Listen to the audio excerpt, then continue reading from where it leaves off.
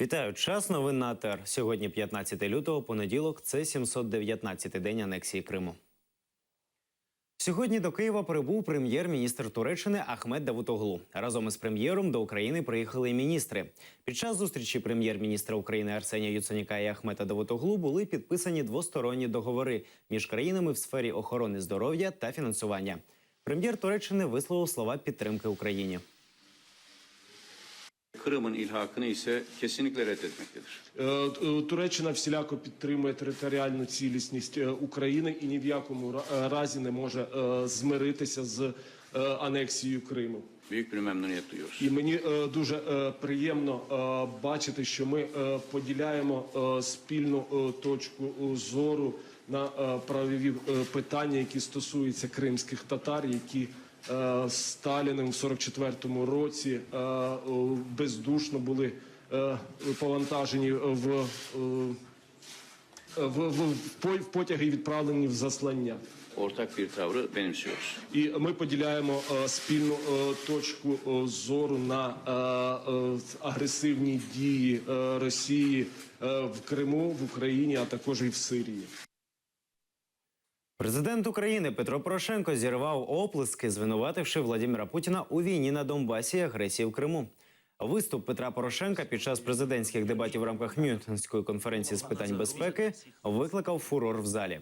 Путін намагається створити альтернативну Європу з іншими цінностями – агресією і нетерпимістю, заявив Порошенко. Він зазначив, що в даний момент Україна бореться не тільки за свою безпеку і незалежність, а й за безпеку всієї Європи. Путін – це не громадянська війна. Це твоя агресія. Це не громадянська війна в Криму. Це твої солдати, які окупували мою країну. Це не громадянська війна в Сирії. Це ваші літаки, які бомблять мирне населення в Сирії. Це ще одне свідчення, що ми живемо в цілковито різних світах з Росією. Прем'єр-міністр Росії Дмитрій Медведєв заявив, що для нього питання Криму не існує. Про це він заявив в інтерв'ю Євроньюз. Також обговорили конфлікт на Донбасі та ситуацію в Сирії. На думку Медведєва, ситуація на сході України значно простіша, ніж у Сирії. Україні та Росії просто треба виконувати мінські домовленості, вважає він. Этого вопроса нет и для России не существует. Этот вопрос закрыт навсегда. Крым является частью российской территории. Там был проведен референдум. Мы изменили свою конституцию. Республика Крым и город Севастополь являются частью Российской Федерации. В Ялті помер кримський татарин. Арсен Зейтулаєв, який був у реанімації протягом 7 днів після пострілу в голову, вчора помер. Нещасний випадок з Арсеном Зейтулаєвим стався біля будівлі Масандрівського відділення Ялтинської міської поліції 7 лютого, де він був черговим. Похорон пройшов сьогодні о 14:00 в Ялті. Слідство, як і раніше, продовжує мовчати.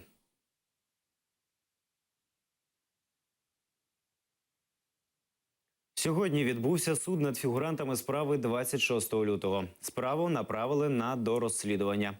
А всім фігурантам продовжили термін арешту до 8 березня. За словами Ніколая Полозова, адвоката заступника голови Меджлісу Ахтема Чийгоза, справу спеціально затягують, бо, по-перше, вона набула міжнародного резонансу, а по-друге, так роблять для збільшення строку затримання підсудних. Організація «Стоп-терор» звернулася до жителів Криму за сприянням в упізнанні російських силовиків, які взяли участь у масових обшуках і затриманнях мусульман 11-12 лютого поточного року. Громадські працівники відзначають, що будуть вдячні за будь-яку інформацію, яка допоможе встановити причетних до переслідувань кримських татар і порушень прав людини і прав корінного народу Криму. Зв'язатися з організацією можна за електронною адресою, яку ви бачите на екрані.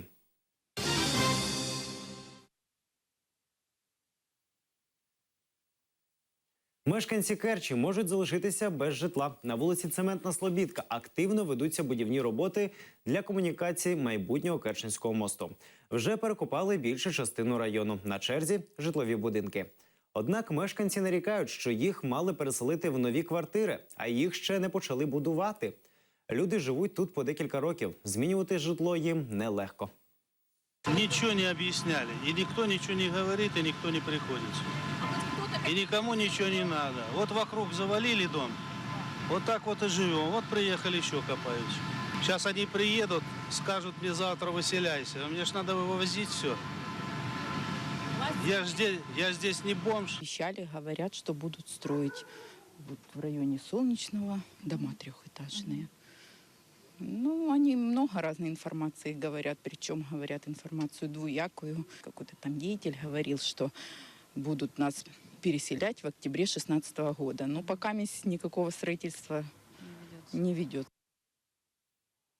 А в Криму стягують бойову техніку до адміністративного кордону з материковою Україною. Підтвердженням цього є кілька відео з автореєстраторів, що з'явилися в мережі вихідними. Кримськими дорогами їхали десятки бронетранспортерів, ракетно-зенітні комплекси та інша російська військова техніка. О, это эти новые установки.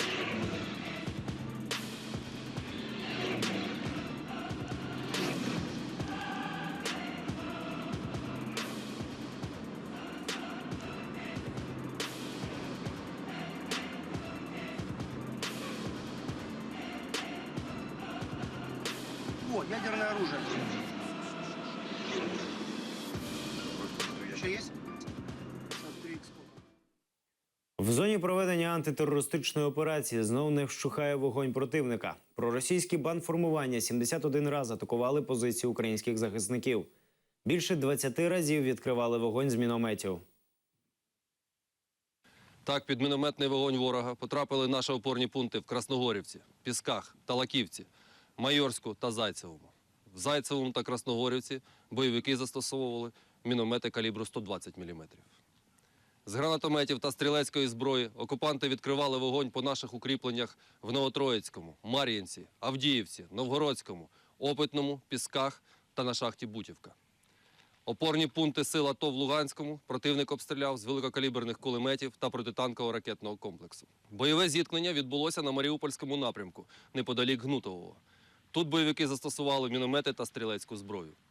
Неспокійно було і в Широкіному, де противник обстріляв наші позиції зі стрілецької зброї. Тут та на деяких інших ділянках наші воїни відкривали вогонь у відповідь. Служба безпеки України затримала бойовика терористичної організації ДНР. Зловмисник приєднався до одного з казачих угрупувань терористів у 2014-му. До бандформування в основному входили особи з кримінальним минулим та російські найманці. Пройшовши військовий вишкіл, бойовик зі зброєю в руках почав займатися мародерством. Через жорстоке ставлення до особового складу та затримання заробітної плати чоловік залишив угрупування і повернувся додому, де переховувався від правоохоронців. Основную часть группы составляли выходцы криминального мира и россияне. Также мне выдали автомат Калашникова, обещали платить 1000 гривен. Российские военные вместе с казаками обучали нас военному делу. Наша группа участвовала в грабежах Ощадбанка в Донецке. Разочаровавшись в казачестве и ДНР, я сбежал назад, в Украину. И вообще с казачества много убегают людей из-за невыплат денег. Были случаи, что за побег руководство казачества простреливали ногу своим подчиненным. Я не поддерживаю войну в моем родном Донбассе и призываю всех сложить оружие. Вже 10 областей приєдналися до громадянської блокади російських фур на державному кордоні України. Головна вимога учасників акції – заборонити торговельну діяльність Росії на території України і припинити транзит фур через українську територію. У нас реальна війна з агресором, з Російською Федерацією. І ось такі їздять фури, які стоять, які їдуть через всю територію України з георгіївськими лентами і розказують, що вони такі кльові. Наша основна мета була достукатися до нашого керівництва, щоб вони на державному рівні заборонили в'їзд вантажівкам з російськими номерними знаками. Кабінет міністрів України заборонив рух російських фур по території України. Про це стало відомо з повідомлення відомства на сайті Twitter. Дивіться сюжет про громадянську блокаду фур на кордоні з Білоруссю у наступному випуску «Заман». У Києві розіграли Кубок Меджлісу з футболу. Матч відбувся вихідними між київською командою «Адалет» і кримською «Крим». Ініціювали гру кримчани. Матч був організований земляцтвом кримських татар у Києві та Кримсько-татарським молодіжним центром. Перемогу здобула команда з Криму. Нагородження гравців проводив голова Меджлісу кримсько-татарського народу Рифат Шубаров. На його думку, такий захід сприяє підтримці дружніх відносин між кримськими татарами Києва і Криму.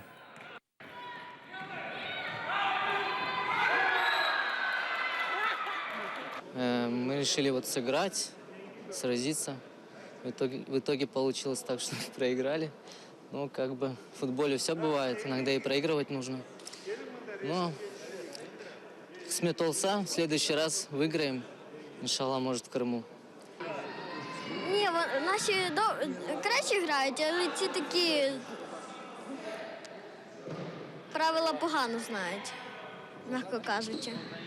Команды равные, просто кому-то больше повезло. У кого-то пошла игра, у кого-то нет. Так нормально.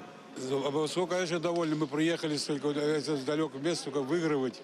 Мы, конечно, я такой доволен. Мы, наш организатор, тренеры, старшие, как помогали друг другу. Конечно, очень мы довольны. Дружба. Мы не то, что приехали сюда, мы участвовать в такими тяжелыми времена, но мы показали, что у нас есть. Могли бы, конечно, еще более лучших провести. Это мы считаем, которых в сердце есть именно крымские татары. Вот они приехали, показали футбол красивый. Но они первый раз играют вместе, можете поверить. Вот сегодня, даже не тренировки, ничего не было. Два оттуда, вот с разных районов. И сыграли очень, потому что они играющие. Играющие ребята очень хорошо сыграли. Я цей кубок передаю кримській команді. Однак з однієї умови. Після звільнення Криму від окупантів ми всі зберемося в Криму. І цей кубок кримська команда повинна буде передати в музей. Тим самим кубок продемонструє, що кримсько-татарський народ єдиний. Muzeyga verilecek ve Kırım Tatar milleti bir bolganına bu ödül gösterecek. Hayırlı olsun.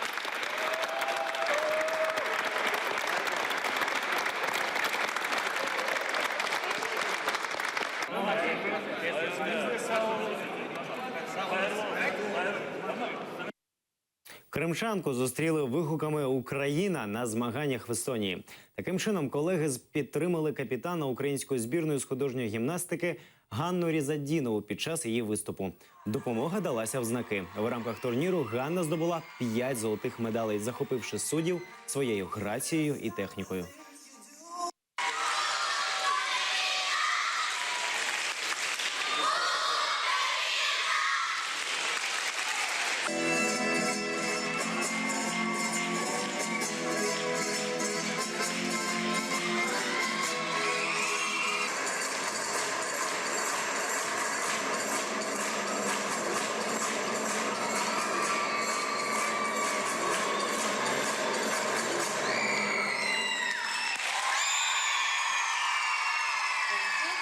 Наразі це всі новини. Не пропустіть наступний випуск з Аман з Ельдаром Курцеїтовим. До побачення.